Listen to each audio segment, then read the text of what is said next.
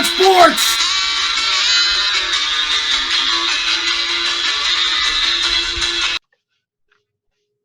All right, guys. We are here in our second quarantined episode of our existence. We were taking another shot at this. Kind of lost our first attempt of the evening. We got the Gary has the helmet on, which is just fabulous. Rick Monday, where are you? Rick Monday. So. I'm going to tell you guys an Uncle Ed story as you introduce that. Uncle Ed, of course, Chris, you're very familiar with his traffic breaking. The legendary Uncle Ed. The legendary Uncle Ed. Well, the first game he took me to in '69 was at Shea Stadium against the San Diego Padres. He took me up to the souvenir stand as we got in, and he said, "Pick whatever helmet you want." Of course, wanting me to pick a New York Met helmet, which was his team. So I picked the San Diego Padre one because new team. Kind of cool. He got pissed off. And bought it. Bitter at me because I didn't buy the Met helmet. I used to get one of those at every game. Oh, yeah, absolutely. I love the Padres one. I love the Padres one, Dave. I would have been with you. There's a light brown with a light brown uniform. Yeah, exactly. Gary, I still have my A's, but I have the 71 era A's. You got the green and the gold the other way. Yes. Other way, yeah. Yep. My dear SOB and mom threw away all mine. I got a few of them. I got a Power one, I have a Philly one, I have a Dodger one, I have an A's one, but I'm missing a number of others. So I don't know what the hell happened. Maybe it's probably sauced one day and tossed them or put them. Maybe they're in one of the million boxes we still have to discover what's here. So maybe they're there. I'll sell it back to you, Dave, if I still have the Padres. Do I have to get the one Dennis Menke, 60s, 1970 Dennis Menke for them? 1,000 of them. God, guy gave me 1,000 cards. I said, "Well, how many you got?" And he goes, "Well, I have a box." I said, "Well, how many's in there?" He goes, "About 1,000." I said, "Okay, I'll take that." He's like, "You'll give me Dennis Menke?" I'm like, "Yep."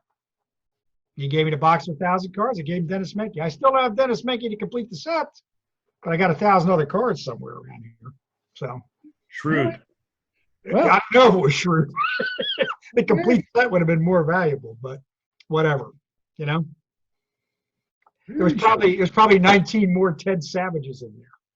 So, all right. Well, I'm going to give you. We were going to go hockey nicknames. I'm going to give you some cowboy nicknames here. Cowboy nicknames. Mm-hmm. So, hang on. Come on. The power of the nickname generator. It's straining too because of all the traffic. Stupid traffic. Okay. These are 40 Western boy nicknames. Okay? Unless you want to go cowgirl nicknames. It's up to you. Want to go cowgirl? That's going to be an interesting set of nicknames. All right. Pick a number from 1 to 20. Go ahead, Chris. You go first. 17. All right. You are. Oh, I don't like that. I don't see where that's a cowboy nickname, but you're apparently Chris Porter Fletcher. Chris Porter. Did he play for Georgetown years ago? I think so. Gare, pick a number. Give me number 3 again. I don't know. 3 or 5. You're going to be Bart. Gary Bart. Yeah, okay. I'll take that's I'll nice. take Bart. All right, pick one for me. You're 14, Dave. Wow. I am Dave Ike Finoli. Ike. The Cowboys. So you're either a president or you were hanging out with Tina Turner. Or Jim Eicher. It's true. EICH. Jim Eicher, of course, we all know who he is. He's about a 6'1", 280, 290 kind of guy. That's his left leg, Dave. That was probably his bottom, yeah. That's true. Did you know he was afraid to play one-on-one basketball against me because I would always elbow him in the gut every time he got past me? And I said to him one day, "Jim, you could crack me in 2, without thinking about it. And he was the ultimate gentle giant. Dave, I couldn't touch him. I wouldn't want Bob to. O'Brien were the funniest pair. Remember, they were buds. They were the funniest. Oh, they were buds. They were buds. They were the funniest damn pair because they were both huge in a different way. Bob was all muscle. Yeah, Bob at about 6'5" and the strongest wrist ever. And then you had Iker, probably, you're right, 6'1", probably 280. What a pair. Good dudes. He was a great guy, but let's say in one-on-one he was a pussy. Okay? Can we say that? Can we say that on the internet tonight? Yeah. Do you remember he was completely infatuated by? He was an NBA player. Do you remember? You guys remember? Dave? Apparently, But I think you guys will probably remember. But remember Dominique? I mean, he was completely fascinated by Dominique. Oh, that's true. Yeah. Remember that? Okay. I thought you were going to say Jack Sikma. Yeah, well, there's a lot of people fascinated by him too, but Ike was more Dominique Wilkins. So, but he remember, he goes, if I have a son, I want him to be just like Dominique, he would say. Remember that? Well, I'm glad he didn't say I want him to be like Sean Kemp. Well, Me that's too. true. That could have got expensive. Yes. Could have got expensive. Okay, guys, here's the rules tonight. I am going to throw out subjects, Okay. which you were going to talk about. Lightning round. It's a, you can expound a little more than the lightning round. All right. But yeah, it's like the lightning round. So we're going to start. The Kissing Bandit. Morgana? Morgana. Yep. Fletch, thoughts of Morgana? I saw her live at a game one time. Did you? She was impressive. Oh, man. She drank her milk. Who did she kiss that day? I believe it was George Brett. I was at an Angels game Okay. in California, and she came rumbling, bumbling, and stumbling, as one might say, and very impressive. How did he react? He was a little bit stiff. Well, Gary, you may want to rethink that word there. I mean, I said it purposely. He was a little bit. Gary, there were 50,000 people who were stiff that night. He wasn't the happiest-go-luckiest guy, was what I innocently meant. Sure. You know, I was an intense man. You're right. He was an intense dude. Yeah. Not a lot of frivolity about him in his playing career. What would you have reacted at third base, Gary, if the Kissing Bandit comes up to you? God, I don't know. I probably would have been stunned at first, honestly. I probably would have reacted much like George Brett did. You would have been stiff too. Well, No, Gary's a gentleman. Gary would have maintained eye contact. thank you for that, Chris. Thank you for saving. Yes, Patty. Gary would have just had eye contact. Yes. Well, depends on what eyes you're talking about, but yeah. Not the one eye, Gary. It would have been a stunning experience if you were surprised by it, and she did surprise everybody. Well, could she have done that in today's game? She would have been put in jail in today's game. She'd be arrested all the time. Yeah. Well, that's why they put the netting up down the side. You know what, Fletch? You can't stop her. You can only hope. To contain her, Dave. To contain her. She's gonna have to sit down the line now. She's okay. en fuego. Right. We're going lightning round here on this one. Elvira or the Kissing Bandit? So make a choice. Make a choice. Who's up? Okay, Elvira's waist is like freakishly small. I can't like that. So you're going the Kissing Bandit. I'm going Kissing Bandit. Gary? You know, it's not an easy choice but I think I'm going actually with Elvira. It was a small waist, but everything else was in the right place. I'm agreeing with Gary. I'm going. I don't know that I would have bought the Kissing Bandit action figure, but the Elvira action figure I probably would have bought. Yeah, me too. I have a couple back here of some of the Batman figures, and I think she would have fit right in with that. But I thought he was going to bring out an Elvira action figure there. Yeah, but you know what? The Morgana had the kung fu grip with hers. That is absolutely probably true. Correct. Right. It probably is. You are right. You are right. It's kind of like chocolate or vanilla. That would both be okay. It would just depend on the day, I guess. All right, Carrie. The next one we're going to throw out Chuck Wepner, the 45th anniversary of the Wepner-Ali fight today. I think I posted it. I don't know how to post. You guys got to help me with that since I'm such a dinosaur. But Sonny Liston. Question to Sonny Liston, 1969. Is Wepner the toughest guy you ever fought? Sonny, in his typical way, look at the camera, scowl at it. I don't really know, but his manager sure is. That's my view of Chuck Wepner. And we all know the other story, which one of you guys can talk about. But well, not a bad guy. Ran into him in Atlantic City, a Jersey guy, not a bad guy, friendly guy, good dude. Did you work the body, Gary, or did you just go for the headshot? No, he's big. He was big. You'd be surprised how big he still is. So, big hands. Really big hands.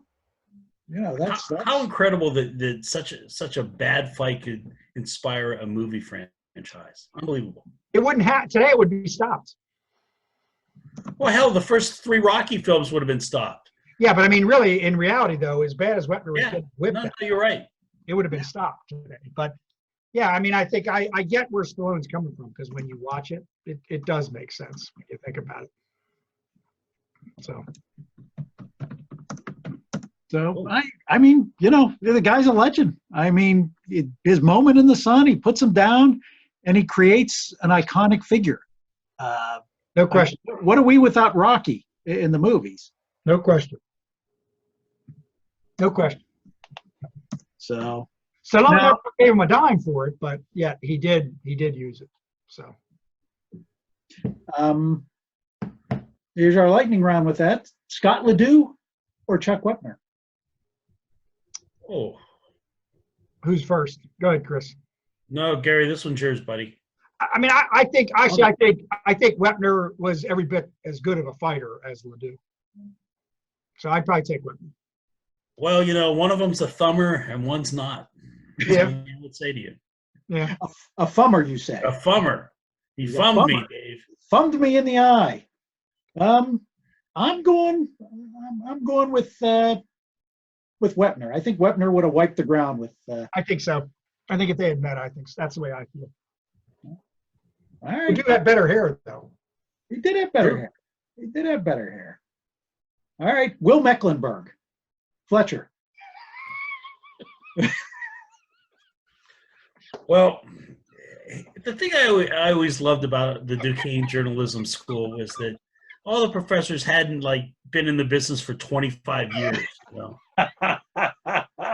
What business was Mecklenburg in? And you know, let us explain to people. If you're a Duquesne student, when we were there, you know. But you know what we're talking about. Right? There was a man who was a teacher that seemingly had no clue about the real world. And you know, we'll leave his deficiency out in this conversation, but you all know what it is. But you know, he was the ultimate teacher that we all had him, that had no clue what was going on, and just hilarity would ensue, and he'd have no clue why. But Gary, he had great ties, though. Remember he had them Western ties. Yeah, he had the bolo tie. He had that Western tie, man. He was doing that before it became fashionable in the 80s for 5 minutes. Yep. What did you guys learn about the world of journalism from him? Well, I learned to laugh, basically. Is what I learned. We had a TV writing class, and we had to come up with the stories. And one of the ones I did was about a robbery at a sperm bank. Yes, I was pretty mature at the time. And for the photo of it, I had a picture of Will Mecklenburg, who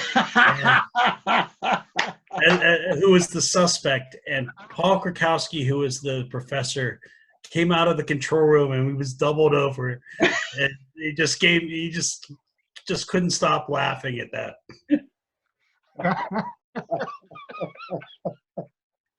Oh man! And you wonder why they nearly threw me out. Yeah, you managed to get yourself in some real have to wiggle out of circumstances. You would have made the good sitcom character. You know, always getting yourself in trouble, but by the end of it, wiggled out. You wiggled out. Wiggled out. I have the good heart. Yeah, the good heart. Exactly. That must be it. or just Exactly. intelligent enough to know how far you can go. So, yeah. You know, I and- learned absolutely nothing from him. I can't remember anything he ever talked to me about. I would fall asleep at half of it because I'd be out till 2 o'clock in the morning the night before. So Gregory was a distant and whacked himself. Who was the littler guy? Okay, guys, I have a true confession. Go. And It's it going to come involves out. Ed Gregory. It's going to come out. My father went to Duquesne. I didn't really know my father very well. My parents split when I was 4 years old. Mm-hmm. And he ended up dying, and I didn't really get to know him. But one of the professors he had there was Ed Gregory. Oh, My middle name is Edward, and it comes from Ed Gregory. no kidding. How about that? Well, I didn't mean to insult you then. No, It's okay. because he was a pompous ass. It I wasn't remember having him proper, for class and thinking, oh my God, this is where my middle name comes from. Well, let's go quick round. Got it. Paul Kurkowski. Or no, let's go Sue Maloney or Will Mecklenburg. Breathless Sue, man. Sue Maloney, no question. Breathless Sue Sue. Maloney, yeah, She wins by default. yeah. She was no champion in her own right. No, but she was at least in the modern world with us. Yeah, that's like asking Derek Bell or Roberto Clemente. Pretty close. You mean pre-shutdown, Derek Bell? Or- We'll get into that a little later. That's a hint of an upcoming subject. I hope he's not in New York now. That's an upcoming subject. Well, we got 4 minutes till we hit our break, and then we'll come back with the rest of it. But our last 4 minutes, Marky Post. Oh, Man, top notch. good. Top You know who Marky Post is, Gary? Oh, yeah, I do know that. Yes, I do. All Yes, I right, do. all right. Loved it. Let's Loved discuss. it. We'll Loved go the into whole it quick. I want to make sure you know him. Let's go Everything quick. about it. Marky Post versus Loni Anderson. That's a tough one. I mean, I'll tell you, Marky Post is like here. Loni Anderson, it's a significant drop off for me. I still have a crush on Marky Post. Depends on what you're looking for, but I hear you on that. Oh, she's 5'2". 5'2". No, I meant the Because other she one. knows The other sports. one had everything in the right place. And I mean all from an intellectual standpoint. Of course. Acting ability and stuff. You mean? Yeah. Right. But yeah, I had a huge crush on Marky Post growing up. I think a lot of people did, and yeah, I get it. Yeah. Yeah. Although that's a tough one for me. The other one had a lot of things going in the right direction. Even in those 15 seconds, she was actually on the air. So Yeah. She wasn't. Marky was much better actress too. I mean, was Lonnie really a great actress? truthfully, yes, yeah, It was okay. She was Yeah. okay. yeah. She was typecast, Dave. She was typecast. You would have seen her on Broadway, is what you're saying. You would have liked to seen her on Broadway. Who Off, wouldn't? off. Who wouldn't? Yeah, All right. yeah, Understand. yeah. See, now I'm not as unrounded as you think, Dave. No, I'm very impressed. I thought that was the one I thought of these group of subjects that I thought for sure I would have Wasn't had much those going on. fingers. Wasn't much going on in Central Pennsylvania in the late '70s and the early '80s, guys. Pittsburgh was a rocking place to me, boy. It was a rocking place. It was a rocking place. But I think both series were done by the time you came here, weren't they? Probably, yeah. There wasn't much going on. I mean, Three's Company and things like that in Dallas. That was good TV in those days. So now I got to explain to you, Gary, before we take our break, where Chris is standing now was our Stratomatic Oh yeah. Oh, yeah. PlayStation, so to speak. This was the Stratomatic world, yes. We Okay. played many a. That's why it's fun for me to see that, because last time I remember being in that office, we were playing the 72 or 73 World Series. Okay. I believe it was 72. 72. But You you had had the big ass You put the Pirates in there against Oakland. Is that what you did? He had like a 50-inch screen on his computer. It was a big ass screen. It was a big screen. Right. And I know you guys are still struggling with that Pirate situation that year and that wild pitch. I get that. I'm sure that's who was in there against the A's that year. Yeah, we made up for it. Yep. If I recall, we made up for Won. it. Which team won? The Pirates It was a Pirate victory over, I believe it was over the Tigers. It was the Tigers. Oh, Tigers. Tigers. You had the Bucks. Okay. All right. All right. Well, we're going to take a break here, guys. We had a little computer issue, so we're going to take a little break here, and we will be back in a few minutes. Cincinnati, WKRP. Got county card back in and unpacking. Off, no matter how you look at it, no matter which way you look. All right, gentlemen. We're back for our second part of our fast, quick-paced lightning round show tonight. Gary has returned with the Seattle Mariner hat from '96, celebrating that great Yankee Seattle series. Chris, of course, with the 21 hat from Roberto Clemente Museum, which I certainly own that myself. We talked a little bit about, we'll do this before we get to the lightning round. There was a guy who's on Facebook, and he was relating the Tom Walker story, not being allowed on the plane with Roberto. And he had asked me, he's from the Bay Area, and he had asked me for my thoughts on that. And one thing I wanted to mention about that to him, and I certainly am mentioning it here because it's never really brought up, was the fact that, he asked me why I think that he wouldn't let Tom Walker on, that he know the plane was bad and would go down. I think the plane was loaded. I don't think he knew the plane would go down. The situation that kind of always never gets played into, and which in my mind makes Clemente a hero beyond what anybody seems to give him credit for, and they give him credit for being a hero, sir. But the guy is flying in to Nicaragua, who's in the middle of a takeover. The reason he's flying in is because the new government is stealing the money and stealing the supplies to put on the black market, and it's not getting to the people. Yep. To me, I think Clemente doesn't want these people going because he knows there's a better than even chance he's going to get shot and killed. They're at risk, yeah. Yep. If he gets in there. I mean, to me, that's the huge story of this attempt of what he's trying to do. Right. Is the fact he knows damn well there's a good chance he's not coming back because of the government. And that's why he doesn't want anybody going with him other than himself. I mean, it's one thing to say how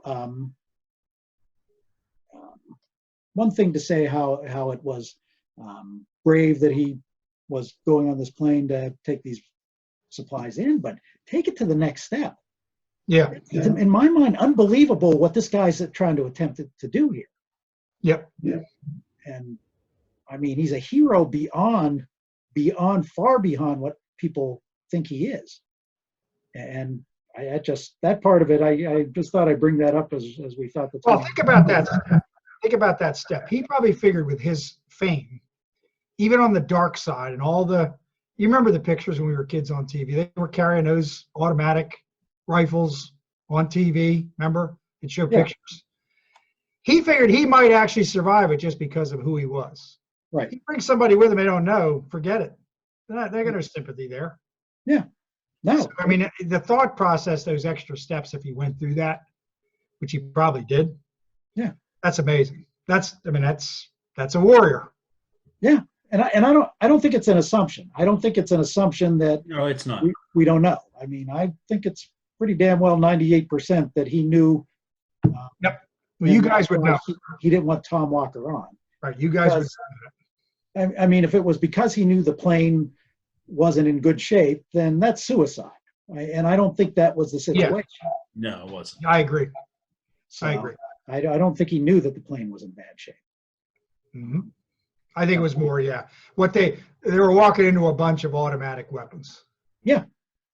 And to think those people, I don't think he had the ego to think those people would have stepped aside. I think he knew odds are what he was in for. I think he hoped they would have stepped aside because of what. Yeah, I I agree. guess my point is either way, if he Yeah. thought that or he didn't think that, it's still a pretty courageous thing to do. To not have somebody else get involved. Mind blowing. It should become part of the conversation every time somebody talks about what happened to Roberto Clemente. Well, can I say this or not? It's a negative, but I'm going to say it. He wasn't showing people how he was exercising in his off time, was he? I'm sorry? He wasn't showing people how he was exercising in his off time, was he? He was not showing people how he's. You understand my point? I don't. Stop talking about a hero today. Go on ESPN and look at some of their videos. Do I Oh, really need to see some jerk off showing us how much weights he can lift in his living room to okay. pass his No. time? I got to tell you, Gare, I haven't been on. I've been pure Netflix. Me too. Uh, But I was more, when you bring up this kind of hero, we'll Yeah. use the term, Yeah. and then I watch that, I think to myself, you've got to be kidding me. Where have we? no, how the hell is that a hero? Yeah. Those are just guys who are stroking their egos. I mean, they're the ones that need to understand the Clemente story. Some guy chose the stock market crash and the complete outbreak of this virus to talk about his move to an organization that nobody cares about. Who was I'll that? stop there. I don't care how good he was under pressure. What a jerk. Who was I it? picked that day. So Who was talking about that? Brady, Oh God. he picked the day that the world fell apart in some ways in America, at least temporarily, perhaps. That's the day he had to announce that he was going to take his turtleneck sweater to Tampa. Ah, okay. So, I mean, I'm just, you think about the 1971 guy going down there with that, and Yeah. you think about this. No. I'm sorry if younger listeners don't like it. Too bad. It's fact. It is fact. Yeah. There was nobody in Clemente's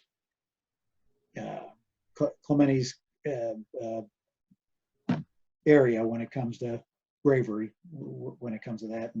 And quite frankly, doing the research on Chuck Cooper, you find out quickly, Yep. these guys couldn't hold his jock when it comes Yep. to doing things for the community. I mean, Chris the two was of them, asking me what I was watching. I'll throw this in. Chris was asking me what I was watching. Yeah. I was telling you, Dave, how I'm playing the 60s and 70s baseball.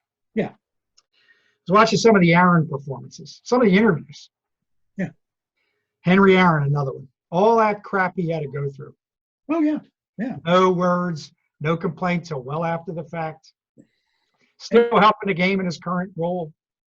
I mean, well, I'm sorry. It's one just thing that blew my mind about that home run was all the death threats he was getting. Yep. Those two kids jump on the field. How scared would I have been? Yep. Sir? He Yep. handles it calmly, and that just blows my mind. I mean, I'd have been, I'd have been soiled by that point. Well, in those days, I don't want to put he that also image in did there. that in Atlanta, which was not a particularly open-minded world in No. those days. So, I mean, how he handled that so calmly, just as I said, I'd have been scared. I'd have hoped I'd had brown pants on because I'd have been that scared. Well, here's the thing too that I've never understood is why is he not given the due that he should be? I'm a little confused too, I Chris. mean, we hear, and rightfully so, Willie Mays was probably one of the greatest we'll ever see. Yeah. But we never hear the same sort of talk about Aaron, and Aaron could do everything on the field as well. Definitely. Well, exactly, and it's twofold. One, he didn't play in New York, Right. But the second part of it is, and this you can correlate to Chuck Cooper too. The reason that they never rose to that level is because they didn't like the limelight. They didn't. For sure. Yeah, the Chuck stuff you're going to bring to light, but Hank, Well, yes. Chuck was the same way. He didn't. Yep. If he had lived a normal life, I don't think Chuck Cooper would have been in the Hall of Fame right now, because it was his son that wanted to make sure people knew exactly who Chuck Cooper was, and that's why he's in the Hall of Fame. I think Chuck would have shied away from it, and just like Hank Aaron did. I think that's why he's not considered in the upper echelon is because of that. Well, Mays got the benefit of starting his career in New York, which was a media hotbed then. Yeah. And then San Francisco, when baseball moved to California, the Giants and Dodgers really did, they were the ones who put those people on the map. Willie, a lot more comfortable, a little happier it appeared. I'm not sure it's true, but a little happier in front of the camera. I think you're absolutely right, Dave. But on the other hand, when you look back, though, historically, it's amazing what the man did. Not just the home runs. I mean, he had a bunch of 40-homer seasons, but he was a great outfielder. He was an RBI machine, too. RBI machine, tremendous base runner. I mean, it's remarkable, when you look back. But just his demeanor, watching him in those interviews. And, Chris, you asked me, you mentioned it This Week in Baseball. I was watching an interview on one of those with him, I think about even last week. Just the professional demeanor about it, the answers, there was none of the stuff that we unfortunately have to swallow every day now. So that's a shame. I'm glad that if there's one good thing come out of this nonsense, if I'm looking at something that really irritates me, I'm going back to YouTube and all that kind of stuff a lot more than I've been. So. Well, and it's such, we've talked about this before. It's such a treasure trove of old sports. Looking back and seeing some of the primitive graphics and everything, but also some of the great players. And Dave, when you dropped out on the last one, we were talking about really baseball in the 70s and late 60s and 70s and just how well balanced it was. Yep. And, you saw some of the great pitchers, also some of the great hitters. It was, to me, that was my favorite era of baseball. It was a perfect era because of the balance. Yep. I mean, because of the balance. That, to me, made baseball great. And juicing baseballs is what you do is you just bastardize the home run when you do that. Right. It's exciting in the right place. It's not exciting when it becomes a home run derby. I felt it actually continued. I actually still really enjoyed the balance. I thought there was quite a bit of it through about 87, 88, when Canseco and McGuire got all that attention. Yeah. And clearly La Russa let them pop roids right in front of them. Yeah.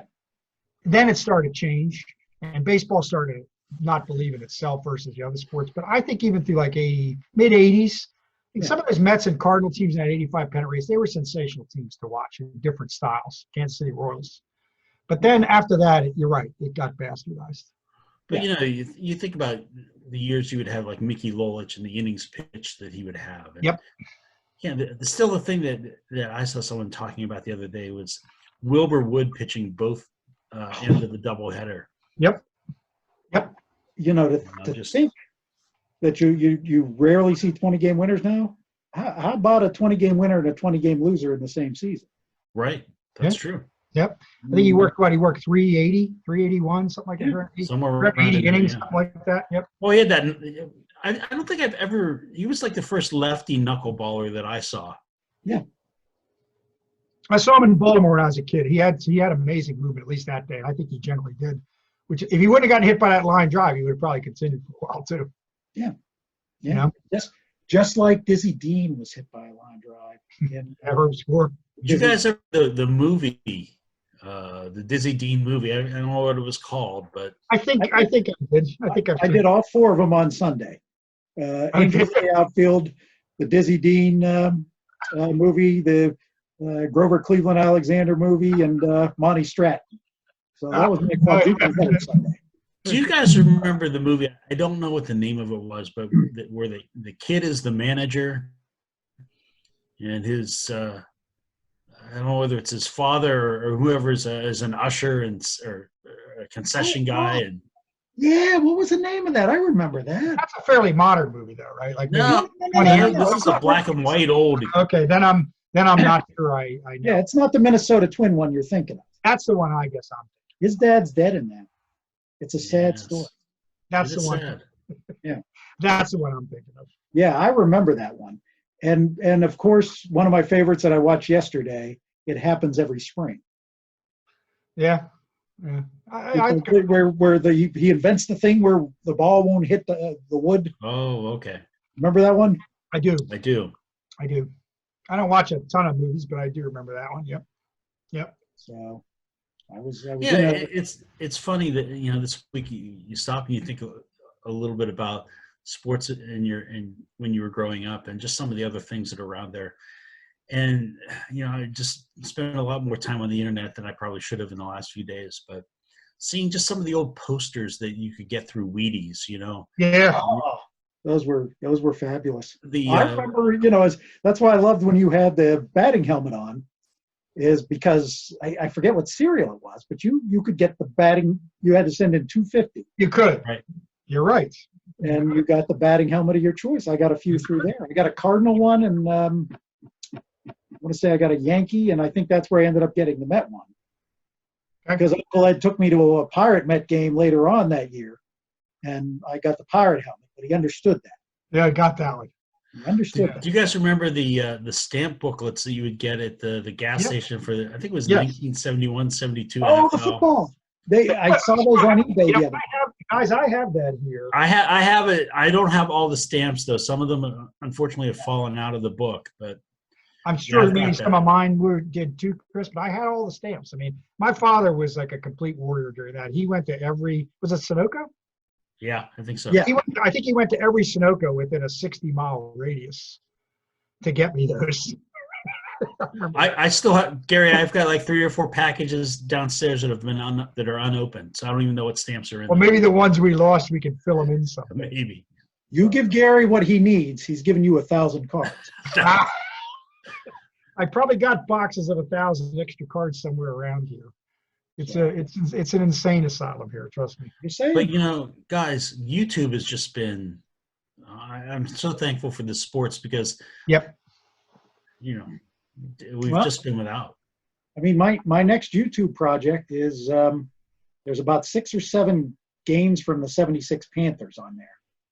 So I'm going to go in sequential order of the broadcast. Nice. A couple of them I haven't seen the full broadcast of the Pitt Penn State game, which was my second Pitt game of all time. The first being Northwestern in 1971, but that was the second. And Uncle Paul took me and my cousin Fran to that game. And Uncle Paul was the opposite of my father. He didn't mind staying, but damn it, you never made kickoff when Uncle Paul was driving. Oh, okay. Well, We which got is there worse? towards the end of the first quarter. Ooh, that's a tough call. What a memory that was. Well, the only good thing about it was Penn State had the only score on the scoreboard at that point. It was 7-0 Penn State when we walked in, and then Pitt, of course, scores 24 unanswered points. Okay. But That wasn't, they didn't play on Thanksgiving that year. There's one of years they played on Thanksgiving, I remember. When I was a kid. plenty of time. No, this was a night game. I'm not sure if it was. I don't think it was Thanksgiving because. Okay. I remember them playing on Thanksgiving night one of those years. Pitt was starting to get pretty good. I don't remember what year it was, but. Oh yeah. That's actually in the book. I did a chapter on that in the Three Rivers book.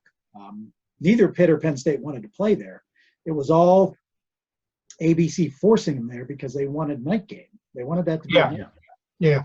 So I could see that. they were there 3 years for that, and it was funny in the papers how much Pitt and Penn State would bitch about not being able to play outside because they played 3 consecutive years, 75, 76, and 74, 75, 76. I think 74 is the year I kind of remember. Pitt State, that was the snow game, if you remember, where Penn State won by 2 points. Yeah. 13.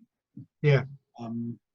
That's my next thing. I want to see those games. It's gonna start with the Notre Dame game, where Notre Dame grows the grass, so Pitt would slow down. Didn't work. Didn't work. I mean, in the boxing, you got to look a little harder on the boxing sometimes, but man, it goes all the way back to Johnson, Ketchel, and you can find, it's amazing what you can find out there. Oh, it is. Well, you could also find some of those early Tyson knockouts too. Oh yeah, definitely. Yeah. Definitely. Just how savage that man was when he first started. Yep. He was exciting. No question. He was an animal. He wasn't my favorite. My favorite is actually on my list of things to talk about. Matthew Saad Muhammad. Oh, nice. It was the Yaki Lopez fight, if I'm not mistaken. ABC. I think it was ABC, if I recall. Yeah. Yep. No, it was CBS. It was a Saturday afternoon. Tim Ryan was the announcer. Yep. So it was CBS and Yaki Lopez just beat the living shit out of Matthew Saad Muhammad for 4 or 5 rounds, and how he not only survived but comes back to win the fight. To me, I can't watch that fight enough. Yeah, he was an exciting fighter, no question. The one I watched the other day was the Hearns Hagler, which still to me is like one of the most Fury. brutal. Yeah, you just look at it. You go, you'll never see anything like this again. 8 minutes of fury. Yep. Man, I mean that reminds one of the chapters. I mean my thing this week has been doing trying to do some Civic Arena chapters, and one of my chapters is a closed circuit love affair, I call it. Yeah.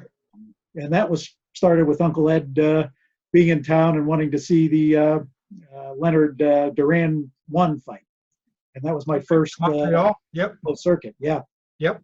And I'll tell you what, I was hooked. I when we were at Duquesne, I went to every Civic Arena closed circuit fight there was. Yeah. Oftentimes by myself, because it's tough to convince somebody to part with $25 to watch TV back then. Yeah, it was fun. I enjoyed it though. I did that in the '70s with my dad. Some of the bigger ones. Like I remember going even to. I think it might have been Foreman Frazier was one of the early ones I remember going to. Sure. Wow. And although I can't remember if that was HBO or not, but it was one. Maybe it was one of the non-HBO ones. But it was fun. You know, it was buzzing in that wherever you saw it. I imagine Civic Arena would really be because it's a big arena. We would go to movie theaters. And they would sell out. I mean, there was when I went back to look at the Cooney Holmes one, because I remember that because I was down I was down in Pittsburgh. I spent between my junior and senior year working at Towers because I wanted to get my Spanish out of the way because I couldn't stand Spanish, so I figured that would be my only class and I could probably have a better chance of getting good grades in it. But so I stayed down there. I worked at Towers, and it was in June. The parking lots were jammed. They were tailgating for TV, to watch a fight on TV. And of course, it was a 99% pro Cooney crowd. I had my LH hat that I bought, my Larry all around the globe, Larry Holmes. I loved Holmes. And I just 13,000. They sold 13,200 tickets, and they were all sold. It's incredible. 13,200 people watching TV. And, different era. Oh yeah, I love technology. I love when, I mean, the game of the week was great. Don't get me wrong, but I love the fact I can watch any game anytime I want to now. So I love. Yeah, I agree with that. I agree. But I'm mixed on that one, guys. I mean, there's a little bit of a loss specialist to it. There's no question. There is, but you know what? I love coming home and I love watching a Pirate game, and then I love watching the Indian game after on my MLB TV. But that being said, this is the one thing I don't like. The pay-per-view, the HBO fights, to me it's fun with Fred. I mean, you Pat and I had a blast watching those fights in the 90s. Oh yeah. Yeah. But there was just something about being with 13,000 people. I agree. And just getting the charge out of having that crowd atmosphere. I mean, it's small. When it went to pay-per-view at the home, with a small group, it was fun, and people really liked it was fun. But yeah, it's not the same buzz. It's definitely not. Definitely not. No, definitely. That's one thing. Of course, I'm writing now about the 1997 NCAA tournament that came to Pittsburgh for the first time, and I call it Dave and Chris's Excellent Adventure. I saw what a day we had. Yeah, I saw.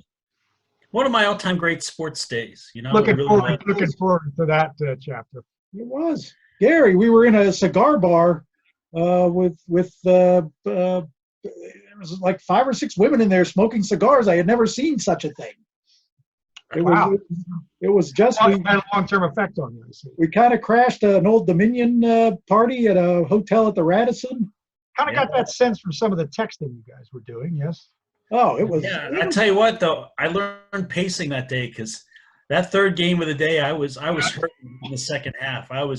Well, the women smoking the cigars and all the other sodas you were having, probably you were kind of getting out of condition a little. It was Good Friday, so we did the good Catholic thing and went to the Oyster House. Oh, there you go. Right. Right. You had some fish. Right. Yeah. A Pittsburgh staple. Absolutely. That was well, and we saw one of the great upsets in the tournament history. One of the first 15-2 upsets. Coppin State. Yeah. Over was it South Carolina? Number 2 South Carolina. I forgot Vogler at the time. Vogler. Yeah. And Ron Cook writes a column that day how Vogler is the next great championship coach to come along. Blah blah blah. And of course his career gets gets shot that day because he never gets to that level again. Well, the other thing I remember is us heckling Bob Smizek from the Post Gazette. We're just shouting down to him, Smizek, you suck. Did he look the same then that he has every day? Oh yeah, Yeah. he was sporting his Larry Fine look. His big glasses. He had those. Yeah, he had those like kind of Curb Your Enthusiasm glasses. Yeah, He yeah, he did. Seinfeld glasses. He was a bitter man. What a way for Curb Your Enthusiasm to end. Oh. What a twist! What a glorious twist, Gary. I gotta find a way to get you that season because it was one of the best and just the ultimate twist at the end of it. I mean, I used to watch it when I had HBO, but So you gotta watch it. I don't know if I watched every one, but once the boxing stopped, I dumped HBO, and I dumped Showtime too now. So going back to our cable discussion earlier. Spite House. Gotta love it. Gotta love it. You had to really pay attention during those Larry David shows. The other thing I watched the other day, guys, and why this isn't out on DVD or anything is it was the documentary that was done on the AFL, Full Color Football. Oh, like a Very 5-episode thing. Very nicely done. Yes. Who did that? NFL Network did that or Showtime? It was one of the cable. I think it might be HBO, Dave. I think it was HBO, but I can't find it anywhere. So the only place you can find it is on YouTube. And just what a phenomenal show that was. Oh, it was great. It was. I don't know why Time Warner and HBO never released on DVD any of their documentaries because they had a boxing show, a series. Maybe you guys remember, maybe you don't, called Legendary Nights. Oh yeah, fantastic! I love Legendary Nights. You can't find it anywhere. You can't buy it. You can hardly find it even on YouTube. I don't understand why they control that. You get HBO now. I think it's like $8 or $9 a month. Okay, it has it and it's on demand because I watched Arguello prior. They were fantastic shows. Their documentaries are good. Their documentaries on both the Raiders and the A's. Yeah, fantastic one in the early 70s. They don't have that, but I have that on DVD. That's a fantastic one. The one they did on the Miracle on Ice was fantastic. Very good. Yep. You don't come away dry-eyed. Certainly, Craig Patrick doesn't. Oh Christ, Craig Patrick, that man can cry. He's a crier. He can cry. Oh, he's classic. Right though, Chris. I'm touching my nose here. I know I'm not being a good example. Yeah, me neither. I'm doing it too. We're all gotta wash my. Here, Dave. I'm touching your nose now. How's that? Who did the ABA one? The ABA one was a good one too. I can't remember which network did that. That might have been HBO as well. And I don't know if it was called. I don't think it was called what Pluto titled his book. No, I have Pluto's book though. That's one of my favorites. Loose Balls. Yeah, that's Loose a good Balls, right? But the HBO ABA special was excellent as well. Hard to find. Hard to find. Bob Costas talking about Marvin Barnes. Yep. Bob Costas made a living out of talking about Marvin Barnes, I think. Oh, he did. He did. Spirits of St. Louis. His first job out of Syracuse. Yeah. Well, they had a Duquesne guy, right? Didn't they have Mike Barr? Yeah, they did. Yeah, they did. Mike Barr. Good But call. guys, here's the thing I don't understand. NBA ball, ABA ball. Which one did you have as a kid? I had the ABA ball. Everybody had the ABA ball. Red, white, and blue, baby. Yep. Well, the thing that was beautiful about it is you could see the spin of the ball. Exactly. You certainly could. Exactly. No, I preferred ABA back then. I mean, I can't say I ever went to a Condor game. I did. Did you? I got the one Condor game. I still have my set of ABA cards also too. Yeah, I do have some of those. I love the ABA. Dad was not a basketball fan, so I throughout high school I went to the round ball, but it was because my friend Tom Dowling's father was a huge basketball fan, so he would take us down to the Dapper Dans, but that was after the Condors. Yeah, Dad was not a college basketball fan, or a basketball fan in general, so we never got down to see that. Well, that team with Lewis and John Brisker, the man who could score and also take you out with his elbows. And did he end up becoming an Idi Amin bodyguard? That's the rumor, man. Well, it's funny. I'm not going to take. Our time is getting a little short here. I was really fortunate ABA. My brother was drafted by the Utah Stars. Oh wow, I did not know. Free agent, as a free agent, not in the regular draft. But because of that, they ended up drafting some other Virginia guys. Bruce Parkhill, if you remember him after. Yeah. Gus Gerard, guys like that. So they had a connection to Virginia. Dave Twardzik played, ironically, at Old Dominion, too, and he also played for the Virginia Squires. But because my brother was pretty good, I got to go to some of those exhibition games and some of those regular season games, although he never made the roster in Norfolk. They played a lot of neutral zone sites in those days. So I'm not going to bore you guys with it now, but it's an interesting story. I saw Julius Irving with Virginia Squires as close as I might be sitting to you guys. Wow, nice. I was fortunate, saw a lot of ABA ball in Virginia and some neutral sites because of my brothers getting drafted by a team in that league and being from Virginia as well. So it was a great league. There was nobody there, nobody. Well, boy, did they get sold out at the end, huh? They did, but yeah. it was just really. And you know who got sold out the worst? The Colonels, because that was a successful organization. Yes, it was. Freedom Hall. Yep. The Floridians, not so much. But no. Curtis Gilmore, baby. Great uni though. Floridians had a great uni. The Dallas Chaparral's another one of my favorites too. Yep. What was the one with Will Ferrell? What was that team's name? Oh yeah, it was in Florida. I don't remember. Some Tropics. Was it Tropics? The Tropics, yeah. Tropics? Yeah. The Tropics. He had those real tight little shorts on, remember? Yeah.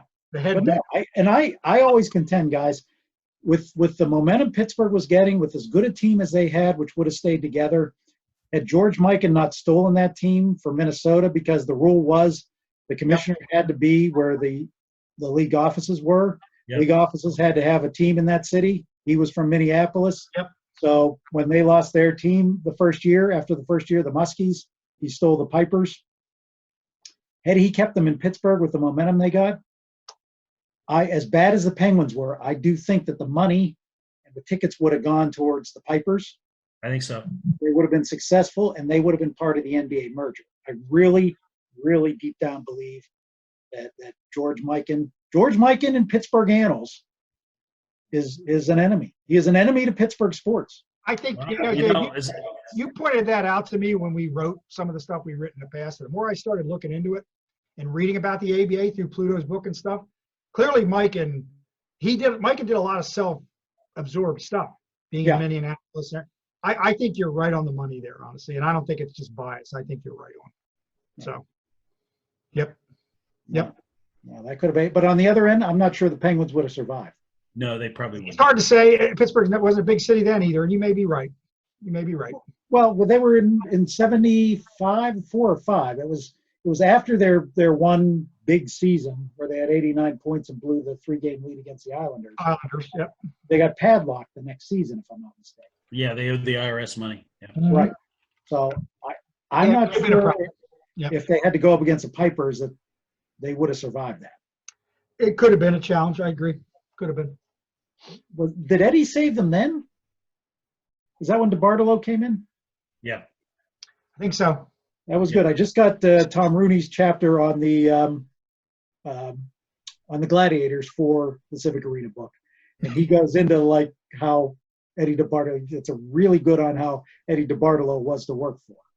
Well, he's got some inside information. Yeah. It was entertaining as hell. Yeah. But yeah, no, that certainly was one of them. I'm not sure if they survived or not. Guys, what's your feeling? What's the landscape going to be like when we're playing sports again? Are we going to see a kinder, gentler league? Are we going to see more people going to games? Or are we going to not see any difference at all? I think we start out a little more aggressively because just being in retail, I know how cabin fever affects people after they can get out, usually during snow episodes. But I think except for Major League Soccer, MLS Soccer, you're seeing a decline in sports because people are staying home more. And I do think that might accelerate a little more after this. The people are going to stay home more to watch it on TV rather than be at the games. I think you're right. I think it's a combination of two things, too. I think it's some people are going to not feel they're going to have the same money. I mean, this has been a very significant battering for a lot of people of average means and even wealthy means. And I think that's number one for a time being. I also think that the fear associated with some of this is going to cause I think there will be a return, but I think it's going to take some time. I think some people just are not going to, you're just not going to want to sit in the crowd for a while. And I think it's going to hurt a little bit. I really do. I mean, but I think will come back again. Kyler Gentler, I don't know. I think probably in the beginning, maybe. I think over time it'll fade. I hate to say it. I think that people are going to give the Pirates more latitude. Probably. Yeah, probably. Just happy that it's back, you know. And I got to tell you guys, I'm going to be, when I can do it, that's what I miss the most. I'm going to be in that stadium. I'm going to be at Altoona. I've been looking at pictures of going to the games over the last couple of years. Yep. That's where I want to be. I mean, that's where I want to be. I mean, I want to go back too. I mean, I am concerned, like where I live, though. I notice a lot of things just not being paid attention to even before this, you know, honestly. Yeah. And I hope that some attention is given to some stuff that wasn't, but we'll see. You hope through it all that, you know, we learn to stockpile things. I mean, it's not like this is the first threat we've had. We've had threats over the last few years. So True. Ventilators certainly something you should stockpile and well, let me ask you guys one thing since we're running out of time. Do you think it's starting up again? I have my doubts. I mean, baseball maybe. I think we might have no champion in basketball and hockey. I think we may not have one. No, they're actually talking about Gare pushing the Stanley Cup off to September and then saw that. Yeah. cutting short the next season. I think they want desperately to get a champion because what you're going to see is they have to surrender the broadcast money if they don't have the playoffs. So they're going to find a way. Okay. Yeah. Got it. Well, so that's going to force it. Yep. And the NFL really benefited from all this with all of the, you know, their off-season stuff, the moves. They're the only game in town right now. Right. And they're doing it smartly. And this bullshit about, I don't want to hear about people making millions of dollars while we're all suffering. Screw it. I want to suck in whatever. They're going to make it regardless. I want to suck in whatever news I can at this point. That's true. Although I know more about Bud Dupree than any man has a right to, since that's all they talked about for 3 straight days. Anyways, guys, this was a hoot. You know, maybe we'll hook up again later on this week or early next week and have some more fun. We have a whole list of things here we can talk about. So, all right, gentlemen. Good job, gentlemen. Nice evening. Nice evening.